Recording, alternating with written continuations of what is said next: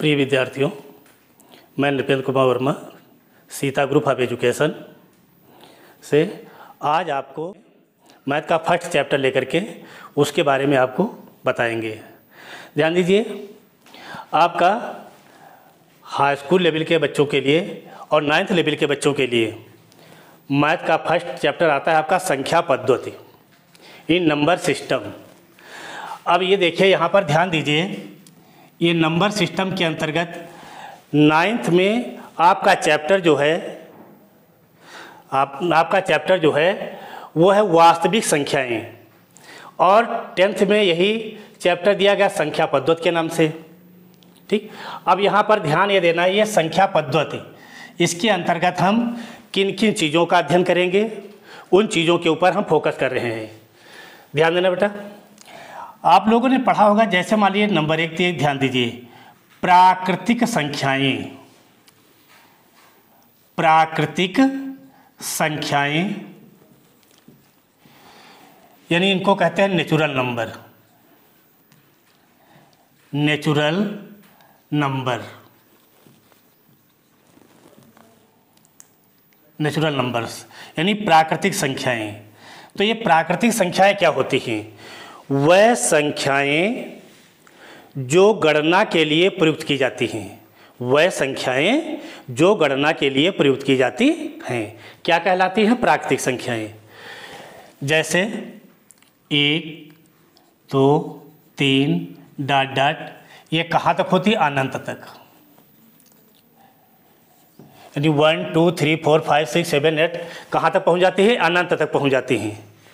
ठीक, तो यहाँ पर अगर देखा जाए तो प्राकृतिक संख्याओं की शुरुआत होती है 1 से और इसका अंत है ही नहीं। तो इसका मतलब 1 से शुरुआत होती है, तो सबसे छोटी प्राकृतिक संख्या कौन सी मानी गई है? 1। और सबसे बड़ी प्राकृतिक संख्या देखा जाए अगर तो अनंत तक जा रही है, तो इसका मतलब सबसे बड़ी प्राकृतिक संख्या कोई नहीं है। सबसे छोटी प्राकृतिक संख्या तो मालूम है कि 1 है, लेकिन सबसे बड़ी प्राकृतिक संख्या कोई नहीं होती है। अब दूसरी चीज आती है बेटा, ध्यान दीजिए, पूर्ण संख्याएं। पूर्ण संख्याएं यानी कि whole number. Whole number, whole numbers. पूर्ण संख्या क्या होती है? देखिए, वह संख्याएं जो 0 से स्टार्ट होकर के, वह संख्याएं जो 0 से स्टार्ट होकर के अनंत तक जाती हैं, तो वह क्या कहलाती हैं? पूर्ण संख्याएं। यानी 0, 1, 2, 3 डॉट डॉट अनंत तक। यानी जो संख्याएं 0 से स्टार्ट होकर के अनंत तक जाती हैं वह कहलाती हैं आपकी पूर्ण संख्याएं। अब यहाँ पर ध्यान दीजिए, प्राकृतिक संख्याओं की शुरुआत 1 से हुई थी, पूर्ण संख्याओं की शुरुआत कहाँ से होती है? 0 से होती है। यानी इसका मतलब जितनी भी प्राकृतिक संख्याएं हैं वो सभी संख्याएं पूर्ण संख्याएं हैं। बस इसमें एक क्या हो जाता है? 0 ये इंक्लूड हो जाता है। ठीक, तो इसका मतलब सबसे छोटी पूर्ण संख्या कौन सी हो जाएगी? 0 सबसे छोटी पूर्ण संख्या बन जाएगी। और सबसे बड़ी पूर्ण संख्या कौन सी होती है? कोई नहीं। सबसे बड़ी पूर्ण संख्या कोई नहीं होती है। ठीक, उसके बाद देखिए, ध्यान दीजिए, तीसरा स्टेप आता है आपका पूर्णांक। पूर्णांक, पूर्णांक, पूर्णांक आपके देखिए ये 3 प्रकार के होते हैं। नंबर 1 धनात्मक पूर्णांक, धनात्मक। नंबर 2 ऋणात्मक पूर्णांक, ऋणात्मक पूर्णांक। और नंबर 3 शून्य पूर्णांक।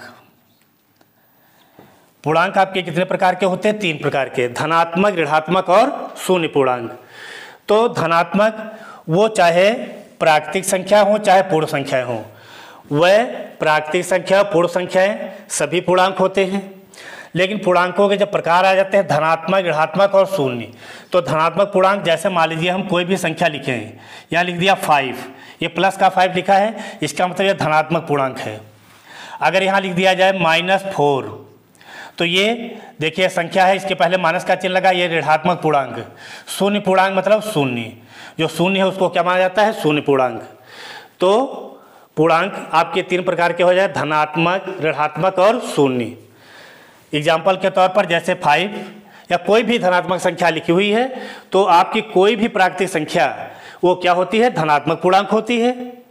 अगर किसी प्राकृतिक संख्या के पहले कोई माइनस का चिन्ह लगा दिया जाए तो वो ऋणात्मक पूर्णांक बन जाती है, और शून्य जो है यह शून्य पूर्णांक माना जाता है।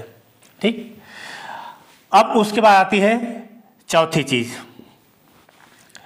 परिमेय संख्याएं। परिमेय संख्याएं, परिमेय संख्या यानी रेशनल नंबर।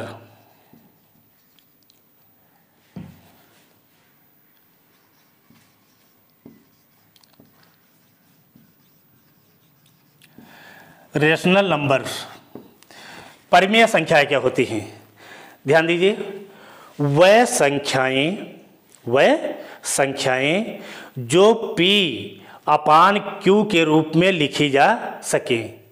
वह संख्याएं जो P अपान Q के रूप में लिखी जाती हैं या लिखी जा सके। तो वह संख्याएं जो P अपान Q के रूप में लिखी जा सके, लेकिन Q does not equal to zero.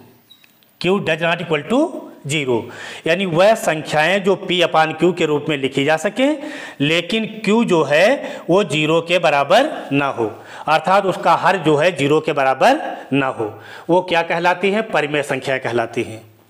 तो वह संख्याएं जो P अपान Q के रूप में लिखी जा सके परंतु हर उसका जीरो के बराबर ना हो, वो क्या कहलाती हैं? परिमेय संख्याएं।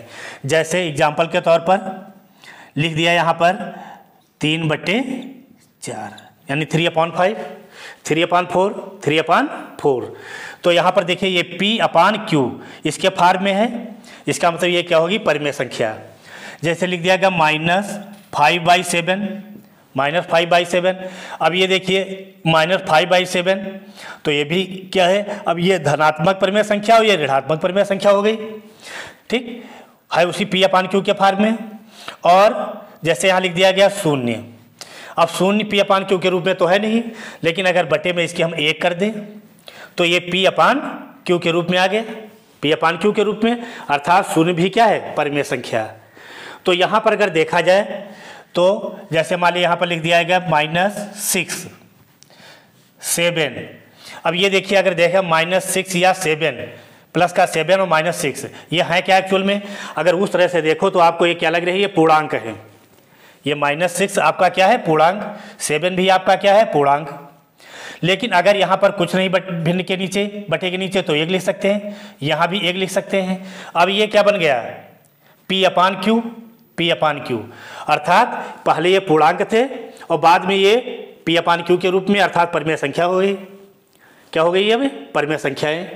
तो प्रत्येक पूर्णांक, वो कोई भी पूर्णांक हो, ये भी तो पूर्णांक है, ये भी पूर्णांक है, ये भी पूर्णांक, इसका मतलब प्रत्येक पूर्णांक परिमेय संख्या होता है। प्रत्येक पूर्णांक परिमेय संख्या होता है। कोई भी पूर्णांक हो, चाहे धनात्मक, ऋणात्मक, शून्य, कोई भी पूर्णांक हो, हर पूर्णांक क्या होता है? परिमेय संख्या के रूप में होता है। लेकिन प्रत्येक परिमेय संख्या पूर्णांक नहीं होती है। यहाँ पर जैसे ये 3/4 लिखा है, ये देखा जाए तो पूरा टर्म ये परिमेय संख्या है, लेकिन 3/4 जो है इसको अगर मान लीजिए हम लिखना चाहें तो हम पूर्णांक के रूप में नहीं लिख सकते हैं। ठीक, अगर इसको हम दशमलव के रूप में बदल दें तो 3 को 4 से डिवाइड करें तो 0.75 आ जाएगा, जो ये पूर्णांक नहीं है, पूर्णांक नहीं है। इसका मतलब कि प्रत्येक परिमेय संख्या को हम पूर्णांक के रूप में नहीं लिख सकते हैं, लेकिन प्रत्येक पूर्णांक को हम परिमेय संख्या के रूप में अवश्य लिख सकते हैं। ठीक, तो अब इसके बाद आता है अपरिमेय संख्याएं। अपरिमेय संख्याएं, अपरिमेय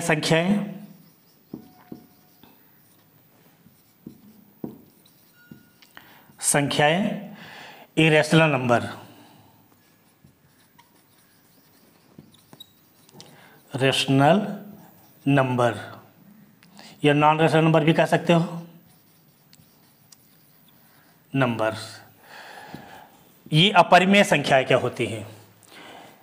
इसके आधार पर अगर देखा जाए तो सीधी सी बात है कि वह संख्याएं जो P अपान Q के रूप में प्रदर्शित ना की जा सके, वह संख्याएं जो P/Q के रूप में प्रदर्शित ना की जा सके क्या कहलाती हैं? अपरिमेय संख्याएं कहलाती हैं। वह संख्याएं जो P/Q के रूप में प्रदर्शित ना की जा सके क्या कहलाती हैं? अपरिमेय संख्या कहलाती हैं।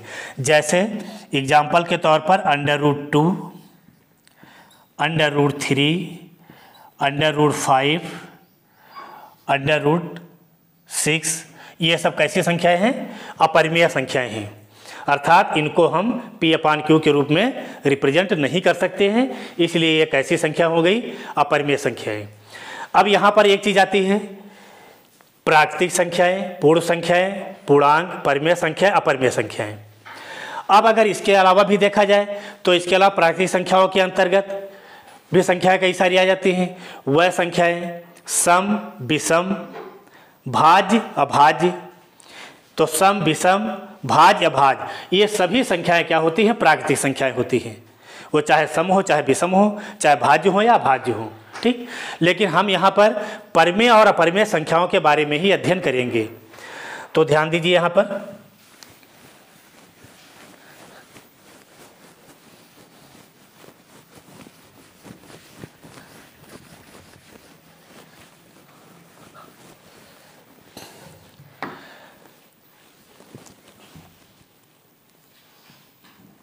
परिमेय संख्याएं। परिमेय संख्याएं, तो परिमेय संख्याएं बताया अभी हमने डिफरेंस है इसकी कि वह संख्या जो P/Q के रूप में लिखी जा सके लेकिन Q 0 के बराबर ना हो, ठीक। लेकिन परिमेय संख्याएं जो होती हैं ये दो प्रकार की होती हैं। एक होती है यानी इनको शांत दशमलव के रूप में रिप्रेजेंट किया जा सकता है, शांत दशमलव के रूप में इसको प्रदर्शित किया जाता है, और अशांत आवर्ती, अशांत आवर्ती दशमलव के रूप में रिप्रेजेंट किया जा सकता है। तो परिमेय संख्याएं जो होती हैं आपकी वो शांत दशमलव और अशांत आवर्ती दशमलव के रूप में प्रदर्शित की जा सकती हैं। शांत दशमलव क्या होता है? एग्जाम्पल के तौर पर देखिए, जैसे मान लिया यहाँ पर हमने लिख दिया 2/5 या 1/4 ये लिख दिया। तो अगर मान लीजिए 2/5 इसको अगर मान लीजिए हम दशमलव के रूप में रिप्रेजेंट करें तो 2 को हम 5 से डिवाइड करेंगे, नहीं लगेगा, पॉइंट बढ़ा लिया 0 पीस, यानी शेषफल 0 बचा। तो यहाँ पर देखिए भाग की प्रक्रिया जो हुई तो एक स्टेप के बाद क्या हो गई? समाप्त हो गई। एक स्टेप के बाद भाग की प्रक्रिया क्या हो गई? समाप्त हो गई, 0.4। यहाँ पर अगर देखा जाए तो 1 को जब 4 से डिवाइड करेंगे, 1 को 4 से डिवाइड करेंगे 0.08, 0 बढ़ाया 20, ये कितना हो गया? 0.25। देखिए पहले वाले में 2/5 इसमें भाग की प्रक्रिया एक स्टेप के बाद समाप्त हो गई, इसमें भाग की प्रक्रिया एक स्टेप, दो स्टेप के बाद समाप्त हुई। तो जिन परिमेय संख्याओं में भाग की प्रक्रिया, जिन परिमेय संख्याओं में भाग की प्रक्रिया कुछ चरणों के बाद समाप्त हो जाती है, कुछ चरणों के बाद क्या होती है? समाप्त हो जाती है। वह संख्याएं कहलाती हैं शांत दशमलव। वह क्या कहलाती हैं? शांत दशमलव। और अशांत आवर्ती दशमलव क्या होता है? ध्यान दीजिए कि वह परिमेय संख्याएं जिसमें भाग की प्रक्रिया कभी समाप्त होती ही नहीं है। वह परिमेय संख्याएं जिसमें भाग की प्रक्रिया कभी समाप्त होती ही नहीं है क्या कहलाते हैं? अशांत आवर्ती दशमलव। अशांत आवर्ती दशमलव। यहाँ पर एक वर्ड आया है आवर्ती। आवर्ती का तात्पर्य यहाँ पर हो जाता है पुनरावृत्ति एक तरह से, यानी कुछ स्टेप के बाद अंकों की क्या होने लगती है? पुनरावृत्ति होने लगती है, लेकिन वो प्रक्रिया कभी समाप्त नहीं होती है। जैसे मान लीजिए यहाँ पर लिख दिए हम 2/7 लिख दिया। अब यहाँ पर 2/7 ये शांत दशमलव है या अशांत आवर्ती दशमलव? 2 को 7 से डिवाइड करेंगे, पॉइंट लगाया, 0 बढ़ा दिया, 2 बार 14, 6 बचा, 0 बढ़ाया, 8 बार 56, 4 जीरो बढ़ाया 35, 5 बचा, जीरो बढ़ाया 7 बार 49, 1 जीरो बढ़ा लिया 1, 3 जीरो बढ़ाया 4, 28, फिर 2 आ जाएगा, फिर वही, यानी 20 के बाद फिर वही प्रोसेस शुरू हो जाएगा जो यहाँ तक हुआ। उसके बाद फिर 20 आया, फिर 20 के बाद वही यही बार। तो इसको आगे क्या लिख देंगे हम, चूंकि यही सारे अंक यानी इन्हीं अंकों की पुनरावृत्ति होने लगी, तो आगे हम क्या लिख देंगे, डॉट डॉट। तो ये क्या हो जाएगा आपका 0.285714 डॉट डॉट, यानी इन्हीं अंकों की पुनरावृत्ति हो जाएगी। या हम इसको लिख सकते हैं 0.285714 बार, इसके ऊपर बार लगा दिया। तो ये क्या हो गया, देखिए ये भाग की प्रक्रिया इसमें कभी समाप्त नहीं हो रही है, इसलिए ये क्या होगी, अशांत आवर्ती दशमलव, अशांत आवर्ती दशमलव। तो जो परिमेय संख्याएं होती हैं आपकी, उनको शांत आवर्ती दशमलव और अशांत आवर्ती दशमलव के रूप में रिप्रेजेंट किया जा सकता है। ठीक, तो इसका मतलब ये हुआ कि शांत और अशांत आवर्ती दशमलव संख्याएं भी आपकी क्या होती हैं, परिमेय संख्या होती हैं। ठीक, अब इसके बाद आती है अपरिमेय संख्याएं। अपरिमेय संख्याएं कौन कौन सी होती हैं? अपरिमेय संख्याएं आपकी बताई गई, अपरिमेय संख्याएं, यानी इसमें जैसे अपरिमेय संख्या का एग्जांपल दिया गया √2। तो √2 को अगर हम दशमलव के रूप में रिप्रेजेंट करें, √2 को किसके रूप में रिप्रेजेंट करें, दशमलव के रूप में अगर हम रिप्रेजेंट करें इसको, तो हम इसको हल करते चले जाएंगे, ना तो इसमें इस प्रकार की जो पुनरावृत्ति होती थी अशांत की तरह, इसमें अशांत की पुनरावृत्ति नहीं होगी। यानी अंकों की तो पुनरावृत्ति हो सकती है, ठीक, क्योंकि आपके पास जो संकेत हैं वो खाली 0 से लेकर 9 तक की तो हैं, तो उनकी तो पुनरावृत्ति हो सकती है। लेकिन जैसे अशांत आवर्ती दशमलव में कुछ निश्चित अंकों की पुनरावृत्ति होती थी, लेकिन इसमें कुछ निश्चित अंकों की पुनरावृत्ति नहीं होगी।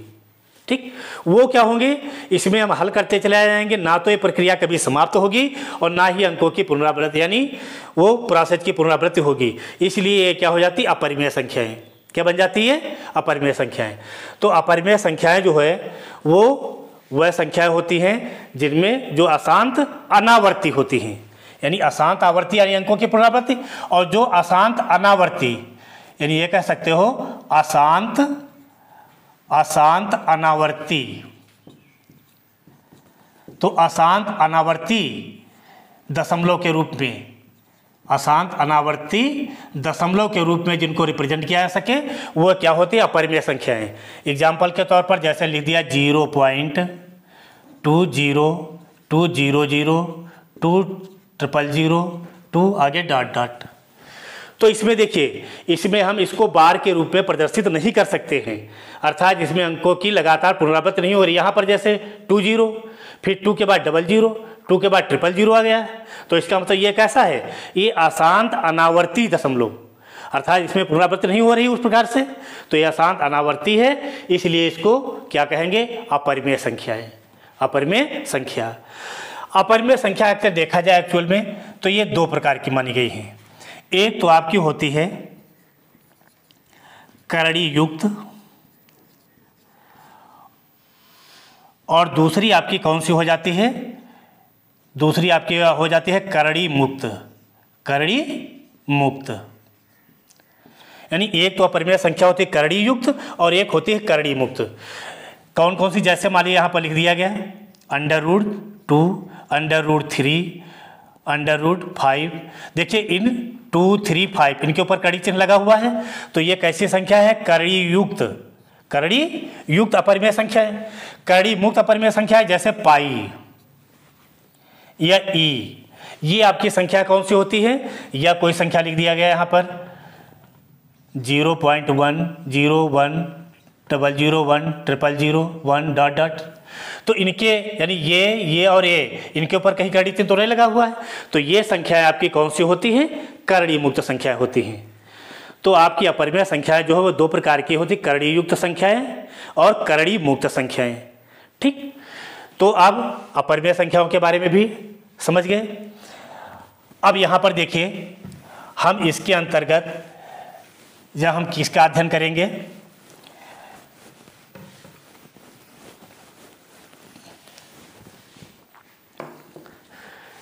सभी परिमेय और अपरिमेय संख्याएं क्या कहलाती हैं? वास्तविक संख्याएं। यानी कौन सी संख्या आती है आपकी? वास्तविक संख्याएं। वास्तविक संख्याएं यानी रियल नंबर्स। रियल नंबर्स, वास्तविक संख्याएं। तो सभी परिमेय और अपरिमेय संख्याएं क्या कहलाती हैं? वास्तविक संख्याएं।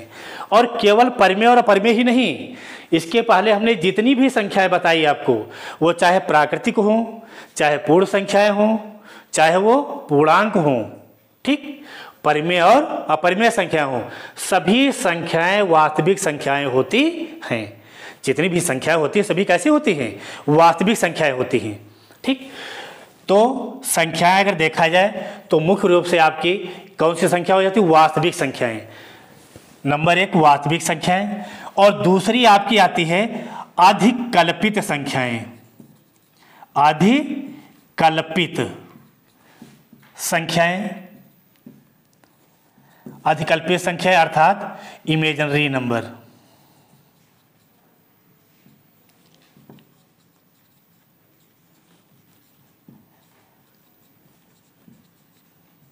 इमेजिनरी नंबर्स, इमेजिनरी नंबर्स, अधिकल्पित संख्या या काल्पनिक संख्याएं।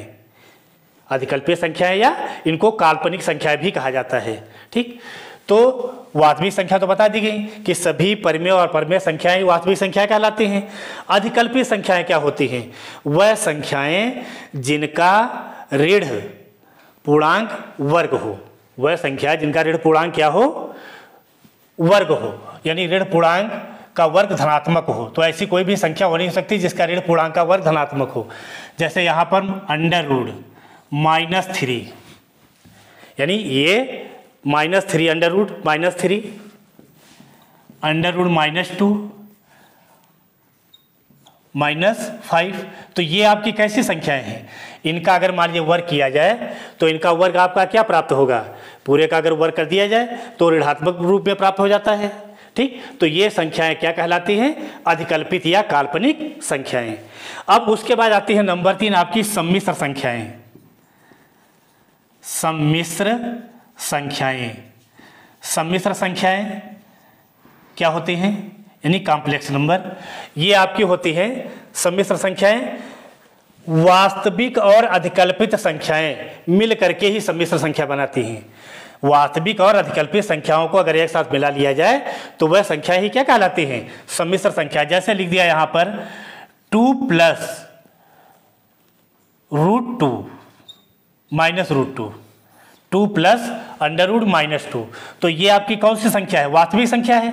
ये आपकी कौन सी संख्या है? अधिकल्पित है। तो ये पूरी संख्या क्या कहलाती है? सम्मिश्र संख्या। ये पूरी संख्या क्या कहलाती है? सम्मिश्र संख्या कहलाती है। यहाँ पर लिख दिया गया है 2√3 -5 √-3, ये लिख दिया गया। तो यहाँ पर ये पूरे संख्या आपकी कैसी है? वास्तविक संख्या। और इसका इतना पार्ट तो आपका वास्तविक है, लेकिन इतना पार्ट आपका कैसा है? अधिकल्पित है। तो ये क्या बन जाएगा? इसके बीच कोई चीज़ मल्टीप्लाई माना जाएगा, तो अधिकल्पित और वास्तविक संख्या का गुणनफल अधिकल्पित ही होता है। तो ये पूरा पार्ट अगर देखा जाए तो आपका कैसा है? अधिकल्पित है। तो ये पार्ट आपका कैसा है? वास्तविक है। तो ये वास्तविक और अधिकल्पित संख्या ये मिल करके क्या बन गई? आपकी सम्मिश्र संख्याएं। सम्मिश्र संख्या बन गई आपकी। ठीक, तो ये क्या हो जाती है? सम्मिश्र संख्याएं आपकी कैसी है? सम्मिश्र संख्याएं। अब ध्यान दीजिए बेटा जरा,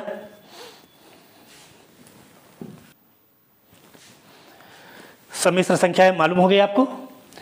अब देखिए, इन्हीं वास्तविक संख्याओं के अंतर्गत, वास्तविक संख्याओं के अंतर्गत गत आपकी सभी संख्याएं आती हैं। तो इन संख्याओं में आपके क्या आता है? धनात्मक पूर्णांक। तो धनात्मक पूर्णांक जो कि वास्तविक संख्याएं हैं, तो धनात्मक पूर्णांक का अध्ययन हम जिनके अंतर्गत करते हैं, धनात्मक पूर्णांकों का अध्ययन हम जिनके अंतर्गत करते हैं, वह ही क्या होती हैं? आपकी वास्तविक संख्याएं। तो धनात्मक पूर्णांकों के गुणों का अध्ययन हम इस चैप्टर में आपको संख्या पद्धति में करेंगे।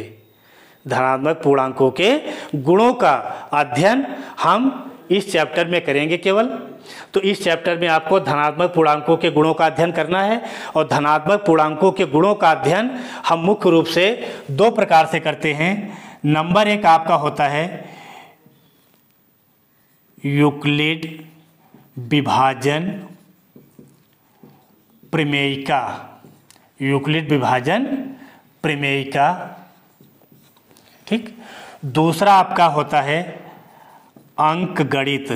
अंकगणित की आधारभूत प्रमेय। आधारभूत प्रमेय।